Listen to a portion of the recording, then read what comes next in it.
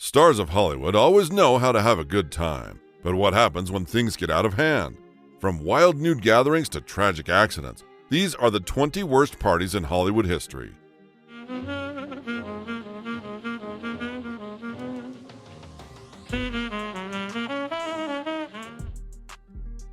Number 20. Charlie Parker's Wild Strip Party. Charlie Bird Parker, often hailed as the greatest saxophonist in history, revolutionized jazz with his pioneering bebop style. His demeanor, eccentric and upbeat. Yet, behind the musical genius lay a wild side, as Parker indulged in hedonistic pleasures, including alcohol and drugs. He was a total party animal, with tales of exuberance trailing behind him. But it was in 1952, during a stint in Los Angeles, that Parker's partying antics reached a crescendo. Zorthian's Ranch, the eccentric artist commune nestled in the hills above Altadena, was the venue for one of the most unforgettable nights of Hollywood's debauchery. A night when a missus stripped bare and everybody else followed. 72 years later, they'd still be talking about it. Nonetheless, it didn't exactly have a charismatic start. In fact, its figurehead was nowhere to be found. As the band arrived, aching to begin their performance, Parker was notably absent. No one had any idea where he was or what he was doing. At the time, the sax icon was plunging deeper into the sea of his demons. Being MIA was a regular occurrence. Struggling with various addictions, he became erratic, missed shows, and sold his instruments to buy drugs. With no way of contacting him, the band knew it would be best to start without him, a significant compromise to say the least. Until he dramatically returned past midnight, the performance had been one to forget. But hey, if there's one thing that Parker knows how to do, save the sax and the occasional pill popping, it's throwing a wild party. Eager to save the night, Parker arranged a striptease performance with a lady in attendance. He took to his knees and begged her to have her sway back and forth whilst performing a slow, sensual striptease as he blew the notes to Embraceable You. It was a huge success. The crowd went wild, with an infectious frenzy burning through everyone. Parker was the first to drop his pants, then Zorthian. Soon, everyone got rid of their inhibitions and laid their bodies bare in the heat of the occasion. But it's nothing compared to this Hollywood raver.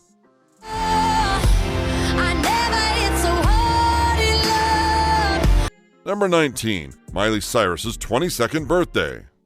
Yep, 2014. The year Miley Cyrus left us stunned, not just for her provocative wrecking ball video, but also for her shocking 22nd birthday party. But before we go into all that, do you remember how you spent your 22nd birthday? Perhaps you can recall the evening breeze soothing your skin during a chill outing with your friends. Well, Miley Cyrus took it up a notch. With her new beau, Patrick Schwarzenegger, by her side, Miley transformed Factory Nightclub into Miley's Happy Land for her birthday bash. And nothing could have possibly prepared you for its theme. From a mechanical bull to a giant pizza cake and wild sex toys, the party was simply larger than life. And guess what? Miley, rocking a bright pink and yellow fur jacket, was even caught on video dancing topless. Talk about a wild night. And the shocking part was that, at the time, it wasn't even her first rodeo going topless. Remember that time when she was featured in the Golden Lady Company ad? Yeah, the one where she danced shirtless and destroyed a teddy bear? Yeah, Miley was already making headlines. This shocking display was quite unexpected for many, especially considering Miley's previous image as the beloved Disney star from Hannah Montana. Yet here she was, embracing her newfound freedom and pushing boundaries like never before. As she gradually embraced her authentic self, she captured the hearts of fans and garnered acceptance from mainstream media, flaws and all. However, her transition from a cheerful blonde to celebrating topless birthdays still stands out as one of the most surprising moments in recent Hollywood history. But wait, the craziness doesn't stop there. Just wait till you hear about the next party, whose story makes Miley's 22nd look tame in comparison. Number 18. Oliver Reed. Oliver Reed was renowned for two things: his remarkable acting talent, which left a lasting impression on screen, and his notorious reputation for wild antics, especially in regard to drinking and partying.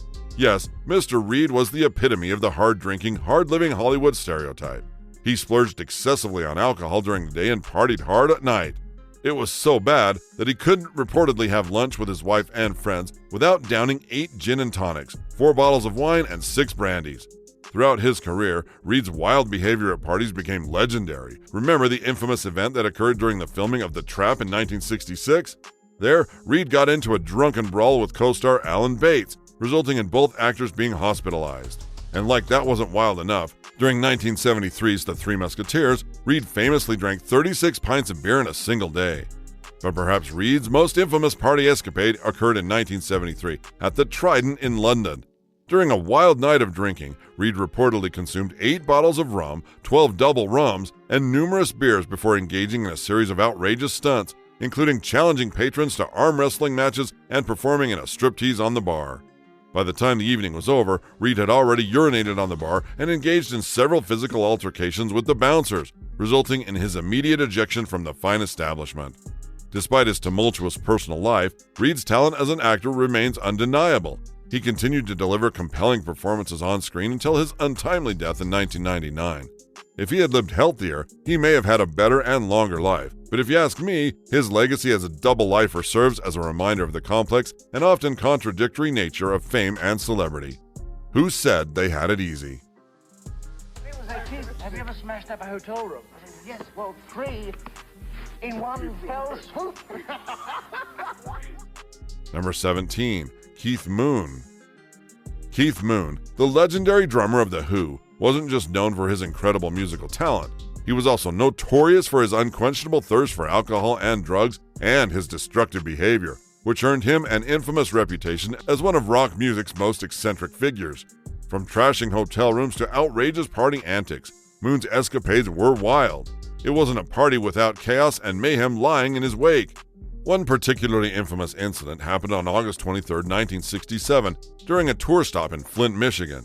Moon, celebrating what he claimed was his 21st birthday, though it was actually his 20th, drank to stupor. The aftermath, total pandemonium. To start with, the hotel lobby turned into a food war battleground. Cake flew through the air, Moon lost part of his tooth, and the scene descended into madness with fire extinguishers set off, guests thrown into the pool, and reports of a piano being destroyed. The mayhem only ended when police arrived, guns drawn to restore order. But while you'd think a lifetime ban, a tarnished reputation, and a hefty bill of $24,000 to cover damages would be enough reason for him to wake up and smell the coffee, Moon took things up a notch by driving a luxury car into the pool before his manager settled the bills. Nonetheless, Moon's wild antics at parties were not without consequences. During a tour stop in Boston in 1976, he passed out in his hotel room, severely cutting himself in the process. If it wasn't for the prompt intervention of manager Bill Kerbishley, he would have lost his life there and then. Did that make him act more grounded? Certainly not. Until his death, Moon never really repented of his highway lifestyle. He lived in stark contrast to this guy. Number 16. Derek Whibley. Derek Whibley, the frontman of Sum 41, was adored by many for his raw talent and charismatic stage presence. As the driving force behind the band, he pulled everyone into his orbit with his magnetic performances and infectious enthusiasm for music.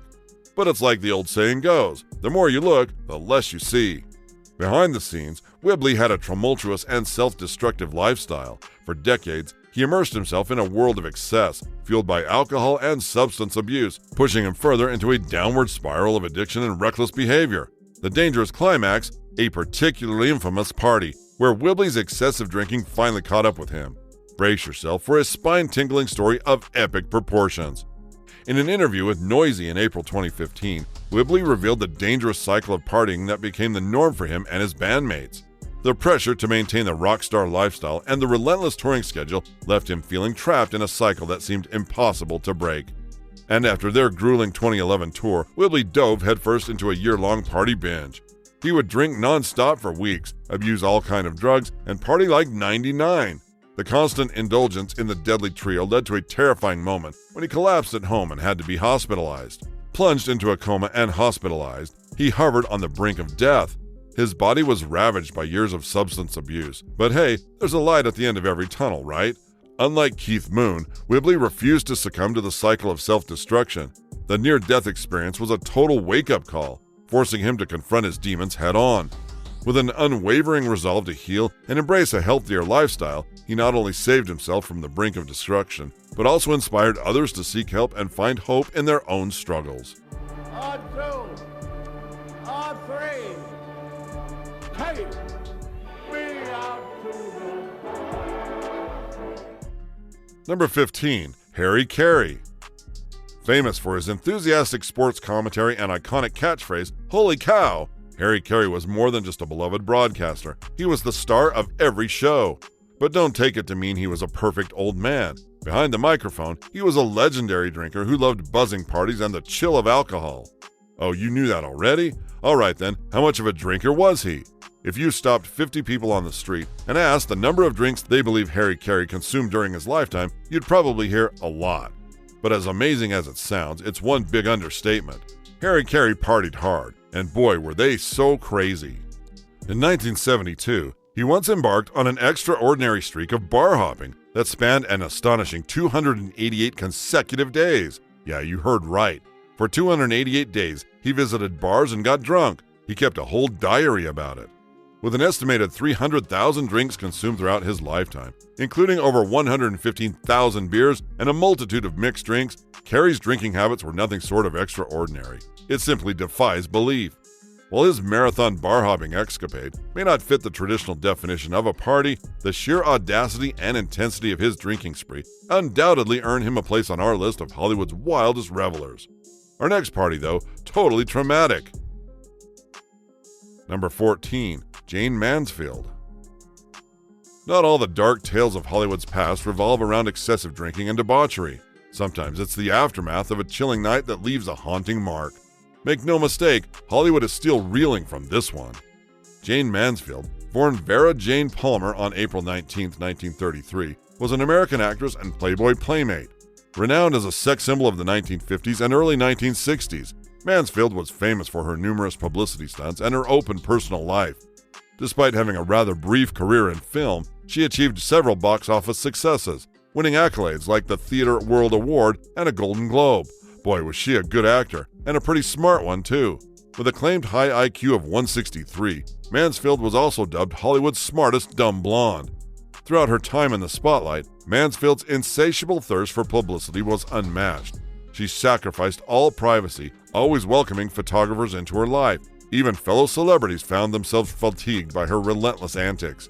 In one famous incident, during a party, actress Sophia Loren appeared visibly embarrassed as Mansfield leaned over the table, her cleavage spilling out of her low neckline, revealing a nipple. However, Hollywood's memory of Mansfield isn't just colored by her publicity stunts. It's also haunted by a tragic night that left an unforgettable mark. On June 28, 1967, Mansfield was in Biloxi, Mississippi, for an engagement at the Gus Stevens Supper Club. After midnight, she, along with her attorney and partner, Sam Brody, her children, and her dogs, embarked on a fateful journey to New Orleans. Tragically, their car crashed into the rear of a tractor-trailer on U.S. Highway 90, resulting in Mansfield, Brody, and the driver, Ronald B. Harrison, losing their lives. This dark chapter in Hollywood history spurred significant changes, including the introduction of Mansfield bars on trucks to prevent similar tragedies. But while Mansfield's legacy remains complex, her story leaves a bitter taste. Perhaps had she chosen not to attend the party at Gus Stevens Supper Club, Mansfield might have avoided the tragic accident altogether. She could have continued her career, leaving behind a better legacy of talent and charm rather than being remembered for the darkness of that fatal night. Strangers in the night, exchanging glances. Number 13. Escapades of Cal Neva Lodge. The Cal Neva Lodge remains one of the most interesting buildings in Hollywood.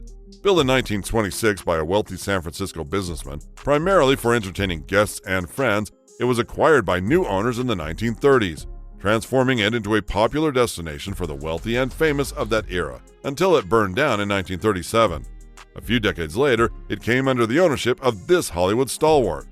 With his keen eye for luxury and a knack for creating exclusive retreats, Sinatra ushered in its renaissance. Under his stewardship, the lodge underwent a metamorphosis, shedding its previous iterations to emerge as a symbol of opulence and, well, naughtiness. Only a few establishments could match its extravagance and debauchery. Surrounded by the scenic beauty of Lake Tahoe, the lodge quickly became synonymous with wild parties and crazy drinking. Sinatra inarguably made the Cal Neva a haven where Hollywood's elite could cower away from public scrutiny. Call it an unspoken rule if you will, but what happened in the lodge stayed in the lodge. Well, until it didn't. One particularly interesting rumor suggests that Marilyn Monroe and JFK would have clandestine sexual meetups within the depths of the Cal Neva tunnel, though concrete evidence to substantiate this claim remains elusive. And speaking of the underground tunnels, the Cal Neva was infamous for playing the fiddle with several state laws at the time, including illegal gambling. Additionally, patrons had been known to flout alcohol control laws by sitting on one side of the border while ordering drinks from the other. These subterranean passageways, once utilized during the Prohibition era to smuggle alcohol, became meeting grounds for mobsters conducting illicit dealings and provided discreet pathways for distinguished guests to navigate the property without drawing unwanted attention. But speaking of the double life of distinguished guests, you're not going to believe who we've got next. Number 12. Windsor Invitation. Personifying grace, elegance, and tradition, the members of the British royal family are widely regarded as paragons of virtue and class. Adorned in formal or regal attire, they ooze an air of sophistication, the kind that only centuries of wealth and power can give. But despite their carefully curated public persona, enviable power, and benevolent charity, are they truly what they seem to be? With more and more cracks unfolding, the truth may be a harsh one. Rebel Wilson, beloved for her comedic prowess in films like Pitch Perfect and Bridesmaids, once found herself caught in an unexpected whirlwind when she received a last-minute invitation from an unnamed Windsor to what she thought was a tech billionaire's party. Little did she know, the event held at a ranch outside Los Angeles was more than just a medieval-themed extravaganza. This one's going to shock you. As she arrived, she was greeted with the sight of men jousting on horses while mermaids frolicked in the pool. The grandeur of the property was undeniable, with guests assigned rooms for an overnight stay. However, the night took a strange turn when trays of what appeared to be candy were revealed to be ecstasy. But before you raise your brows in disbelief, the story gets even worse. The billionaire party was a facade. It was a cover-up for a secret organization. Wilson, initially disgusted by the true nature of the night, was about to be hit with another shocking twist. A chilling comment from one of the men in attendance revealed that more ladies were needed to the, party. She didn't need a moment's notice. In a jiffy, she left the party without looking back. This anecdote, culled from Wilson's memoir, sheds light on the darker side of Hollywood's elite, with the involvement of a member of the British royal family adding a dicier layer of intrigue. While the royal in question still remains unnamed, the revelation hints at the hidden complexities and scandals that lurk beneath the glamorous facade of the monarchy. And if that wasn't a glowing reminder that not everything we see is as it seems in the world of fame and prestige, perhaps the next party will bring you up to speed. Tell me you bit the head off of a bird once? I bit the head off a few things, yeah. Number 11. Ozzy Osbourne's Bat Fest. What's the weirdest food combination you've ever tried? Peanut butter and pickles, or French fries dipped in ice cream? Or how about a peanut butter and pickle sandwich served with a side of chocolate-covered bacon? Cringe, right? Whatever it is, chances are that rock icon Ozzy Osbourne might have it topped with his notorious bat buffet incident. And yeah, I mean every word of it.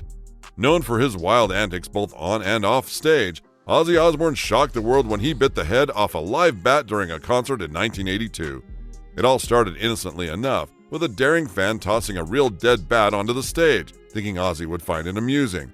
But perhaps due to poor lighting or lack of attention, Ozzy mistook it for a rubber toy and, in a moment of madness, bit down hard. Pandemonium ensued as the crowd watched in disbelief. In front of their eyes was Ozzy's mouth, filled with blood, spitting out a bat's actual head.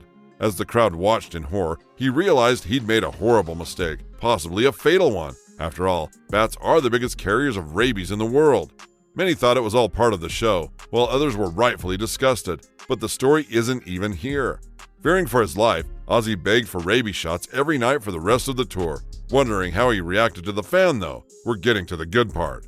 In a rage, he sued the fan for $10 million in damages. Just kidding, guys. Ozzy took it really well. He made a plush toy bat with a detachable head to immortalize the crazy day and even made a song for it. Though his partying days have been tempered in recent years due to health concerns and sobriety, Ozzy's legacy as the ultimate rock and roll madman lives on. But while he escaped the craziest bat episode unscathed, the next guy on our list was almost not so lucky. Almost. Number 10. Nikki Sixx's 122nd death. Absolutely no one can deny the fact that the rock band Motley Crue was synonymous with the wild and hedonistic lifestyle of the 1980s rock scene. There wasn't a band on the planet that couldn't outdrink, outparty, and outmatch when it came to the highway lifestyle. They were so rough at the time that their crazy exploits began to overshadow their music. And unsurprisingly, Nikki Sixx was the centerpiece. Addicted to heroin, he personified the dreadful condition of the band. A perfect outlook from the outside, but quite the opposite behind closed doors. As the crew grew in fame and reached new heights, so did the extremities of their lifestyles. Six's heroin addiction signaled a departure from his previous wild partying lifestyle, consumed instead by thoughts of his next fix. Many warned him of an impending disaster, but all pleas fell on deaf ears. He was a deep addict. Nothing and no one could deprive him of the next thing he cherished most in the world. And then it happened. A near-fatal incident on December 23, 1987. During a hedonistic, substance-filled Christmas evening with friends like Guns N' Roses Slash and Steven Adler, the Motley Crue bassist injected a lethal dose of heroin, resulting in his official death for 2 minutes. But while you'd be forgiven to think that the rock star would take his second chance at life to do better, he actually remained unapologetic. After waking up from his hospital bed, he quickly checked himself out and resumed his drug habit in only a matter of hours. At this point, Motley Crue was teetering on the brink of collapse, with each member on their own destructive path, casting a grim shadow over the group's future. If it wasn't for good management who somehow persuaded them to put their heads together and all go to rehab together, which they surprisingly obliged to do, well, your guess is as good as mine.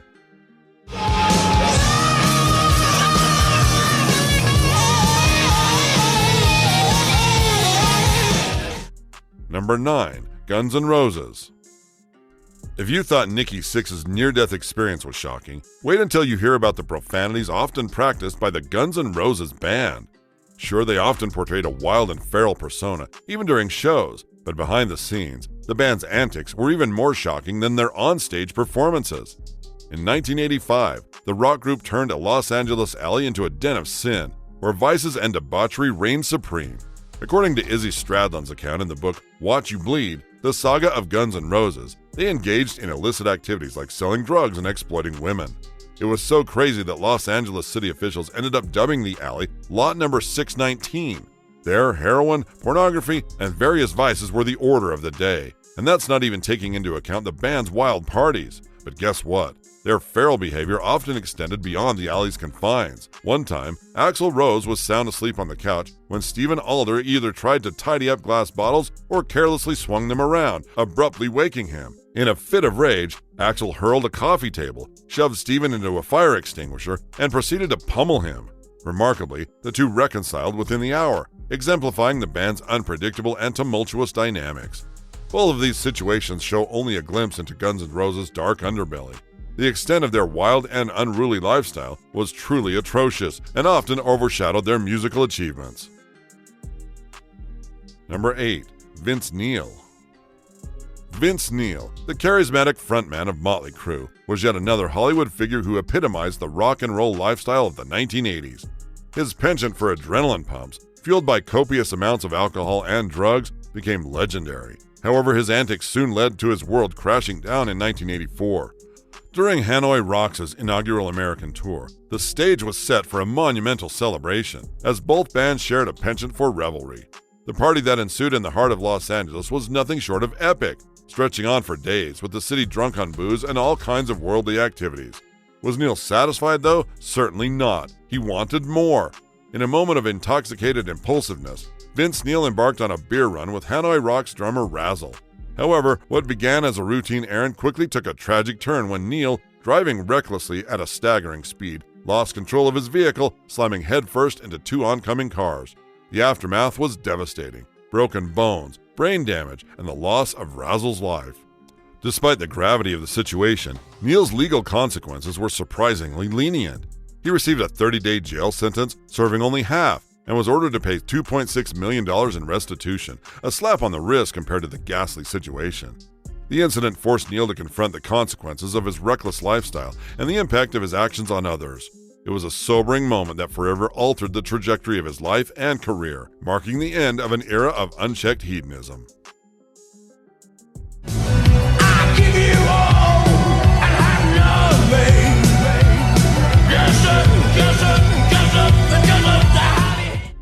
Number 7. Terror Bill.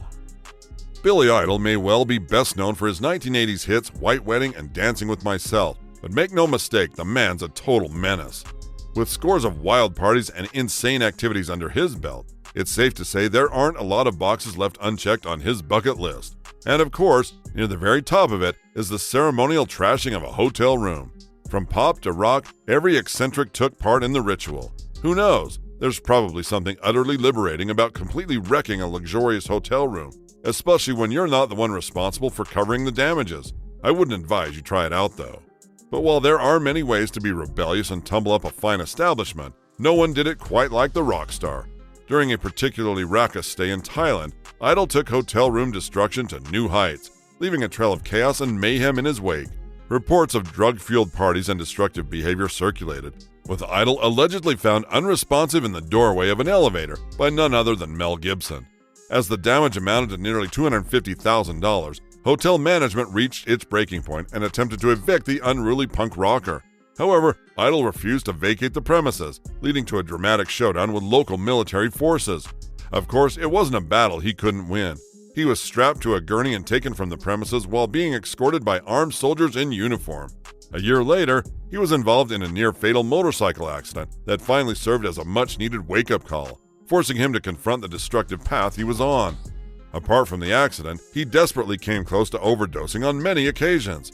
When you add all that to the insane amount of drugs he took in his prime, it's easy to see why he openly confessed that he was lucky to be alive. Before we go into the next feral tale of Hollywood's craziest parties, why don't you subscribe to our channel and hit the post notifications so you'll always be the first to catch our thrilling upcoming videos. It'll only take you a second. While you're at it, can you guess who we've got next? Number 6. Elton John's cocaine-induced parties. Yep, next up on our list is the flamboyant, the legendary, and the one and only Elton John. Known for his chart-topping hits and extravagant stage presence, Elton's larger-than-life persona went far beyond his music, and he made sure we all knew about it. In his memoir, Me, Elton peeled back the curtain of his life on excess, offering readers an unfiltered glimpse into his world of rock and roll debauchery. You see, while many rock stars indulged in drugs and alcohol, Elton took it to another level with his voracious approach for cocaine. For him, cocaine wasn't just a recreational drug, it was an aphrodisiac that fueled marathon sex parties that lasted for days. Unlike most, cocaine didn't dampen his libido, it amplified it, keeping him hard for days and pushing the boundaries of his sexual exploits. But guess what? Elton's cocaine-fueled escapades weren't confined to the bedroom. His Hollywood mansion became the epicenter of hedonism, where he orchestrated wild gatherings that blurred the line between fantasy and reality. From strip snooker to voyeuristic spectacles, Elton spared no expense in creating a playground for his darkest desires. Alas, beneath the glitz and hedonism lay a darker truth.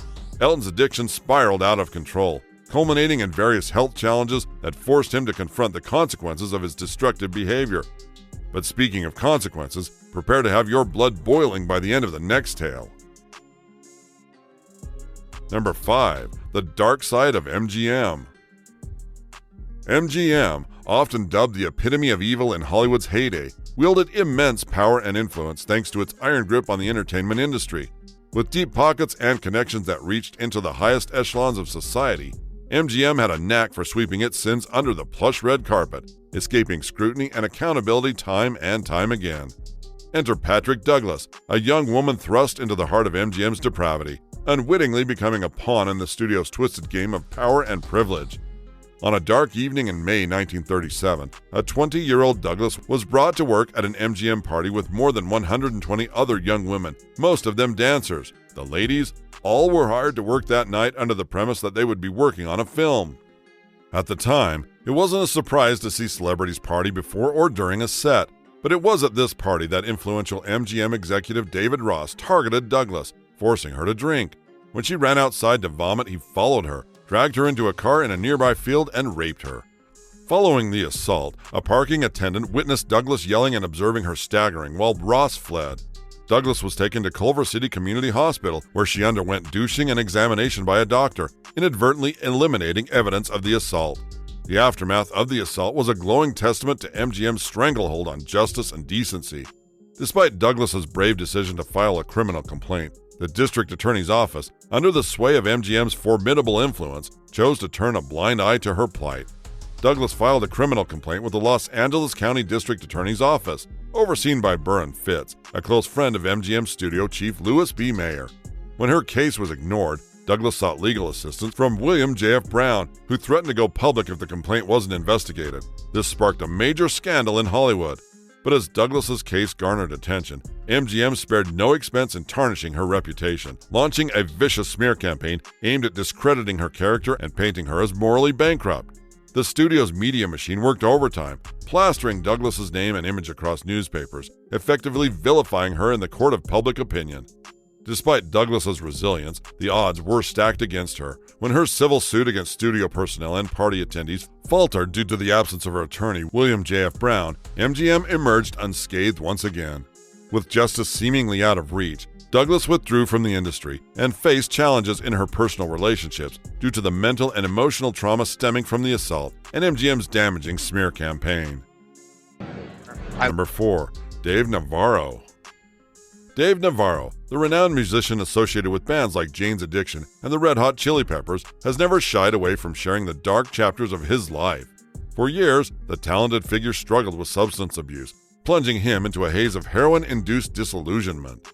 So deeply entrenched was his addiction that even the simplest tasks, like discerning a caller's identity, became a Herculean feat amidst his drug-induced stupor. He wasn't even a nice guy either. He often objectified women in the past and treated them in demeaning ways. He attributed his unsustainable behavior to a tragic past. When Navarro was 15, he tragically lost his mother in a gruesome incident orchestrated by her ex-boyfriend. Amidst the chaos, however, Navarro often found himself embroiled in multiple scandals of epic proportions. His most famous one? His time at the Playboy Mansion in the 1990s. For years, Navarro had been known to be mischievous. His feats often preceded him. But on that fateful day, his antics reached unprecedented levels as he indulged in an orgy and basked in the intoxicating euphoria of heroin within the mansion. But Navarro's audacious behavior didn't just stop there. Fueled by a cocktail of substances, he defaced the mansion's walls with blood-written messages, sending shockwaves through the esteemed corridors of Playboy's domain.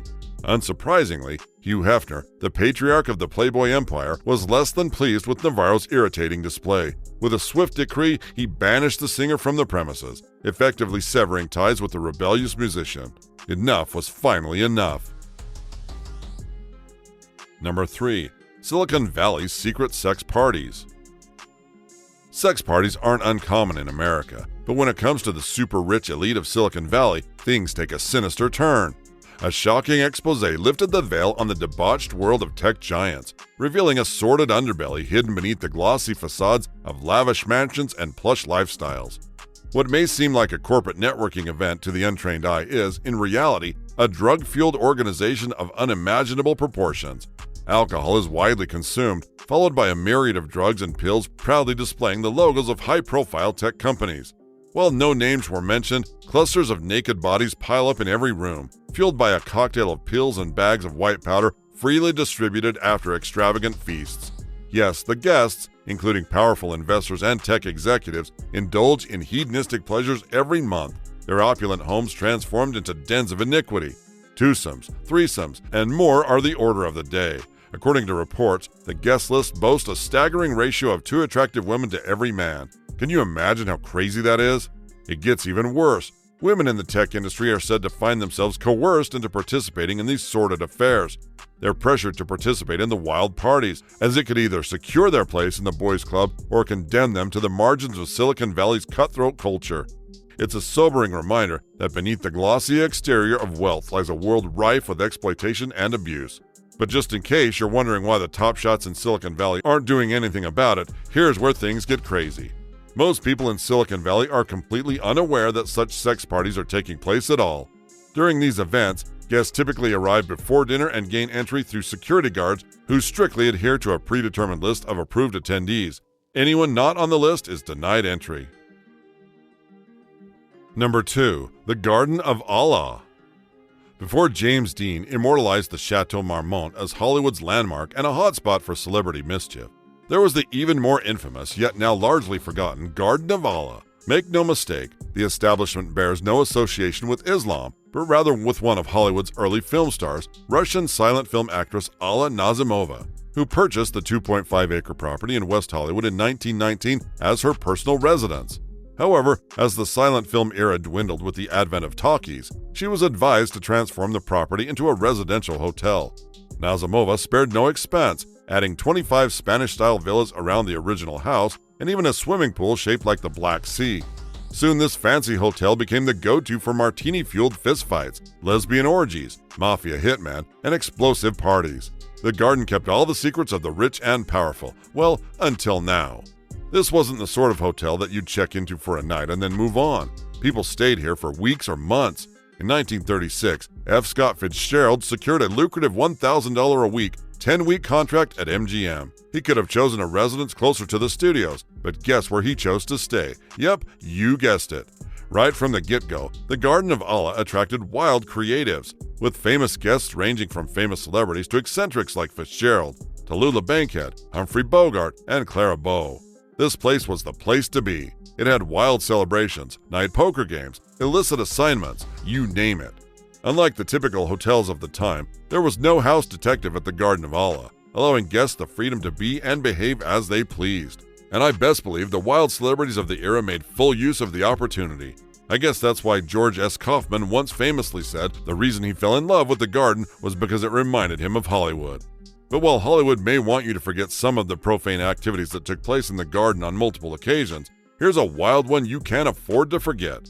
My blood boils to this very day. People pass out, things happen at concerts, but something like that, it's just like... Number 1.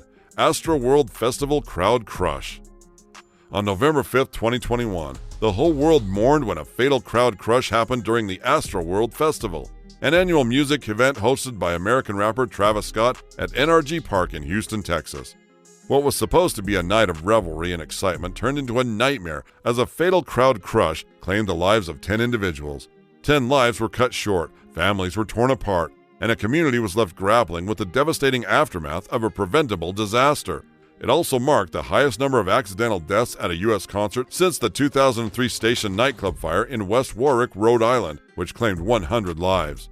But while the story sounds accidental on paper, the truth is that the warning signs were there. In fact, I'd dare to say that they were glaringly obvious to anyone paying attention. To start with, multiple concerns about the radio of guests to staff were repeatedly raised in the weeks leading up to the festival, yet these concerns fell on deaf ears. The layout was confusing, the signage inadequate, and the access aisles were too narrow for security and medical staff to navigate effectively. It was a disaster waiting to happen, and it did. But perhaps the most egregious oversight was the decision to prioritize cameras over safety. Get this, a lawsuit against Apple Music claimed that the streamer's camera team and equipment divided the premises both horizontally and vertically. This decision proved costly. It limited the concert-goers' ability to exit and evacuate effectively, as it prioritized better camera angles over clear pathways for attendees. Can you imagine that? Instead of focusing on ensuring the safety and well-being of attendees, organizers prioritized better vantage points for cameras. It was a deafening reminder of the multiple misplaced priorities that led to this tragedy. And to make things worse, during the ensuing chaos, as the crowd surged and panic spread, Travis Scott, the headlining performer, failed to heed the pleas to stop the concert. Instead of taking decisive action to halt the show and ensure the safety of his fans, Scott continued to perform, oblivious to the unfolding tragedy. His indifference in the face of mounting danger is nothing short of reprehensible, and his failure to act will forever be etched in the collective memory of those who lost loved ones that fateful night. Sure, he regretted his actions afterward, but the damage was already done. The festival will forever be remembered not for its music or culture, but for the lives it failed to protect and the devastation it wrought. Give this video a thumbs up and share it with your friends so they can relive some of Hollywood's darkest moments. Also, feel free to tell us which of these parties shocked you the most. But hold on, because the journey doesn't stop there. Check out the video currently displaying on your screen for more insightful info into Hollywood's feral madness.